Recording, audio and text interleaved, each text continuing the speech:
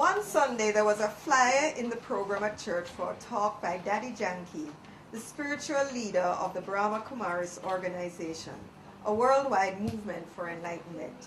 I took the flyer out, placed it into my handbag. On Monday morning, while packing for my trip to St. Lucia and Trinidad, for some reason unknown to me, I put the flyer into my travel bag. And so I traveled the week with a flyer. On Thursday, I glimpsed an article in the Daddy newspaper that Daddy Yankee would be giving an address on Saturday night in Trinidad. This meant, I quickly surmised, that Daddy would be on the flight to Jamaica with me, as I was traveling from Trinidad to Jamaica on Sunday morning. Sure enough, upon my arrival at the Piarco airport in Trinidad, there were Daddy's followers awaiting her arrival. I got to talking with one of them and he said, "You will know her when you see her." He was so right. I did not need him to point her out when she arrived. I knew her instantly. I boarded the plane, seat 14A. A beautiful Rastafarian woman, Sheba, is seated in 14B. Who appears and sits in 14C but Daddy Yankee's interpreter, Jamini?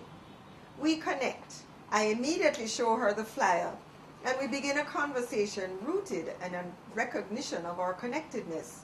She takes me to meet Daddy Yankee. I feel the light of this beautiful soul. I know that I'm on a blessed flight. And as I recall this chain of events, it occurs to me how God talks to us. It is clear to me that God is sending me a message about my path, for Daddy's interpreter handed me a brochure on meditation, which is in alignment with my recent commitment to a daily meditative practice. God is talking to me and supporting me in my new commitment. God is saying to me, "Marguerite, I love you. Marguerite, I support you in whatever you desire. Marguerite, I'm providing you with everything you need." It is a wondrous thing to recognize when God is talking directly to you, when you know that a series of events are not just random, but carefully designed and orchestrated for your good. It further occurs to me that God is always talking to me.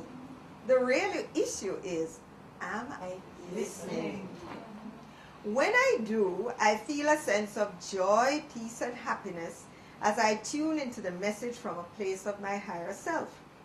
It is a place of oneness with all, with Daddy Yankee, with Jamini and Sheba, with everyone. It is a place of oneness with myself. I recognize that when I am in this place of oneness, I am open to listening to God, and that all that God has to say to me is good. Sheba, Jamini, and Marguerite, we ended the flight clutching each other's hands, acknowledging with joy that we are all one. God talked, and we listened.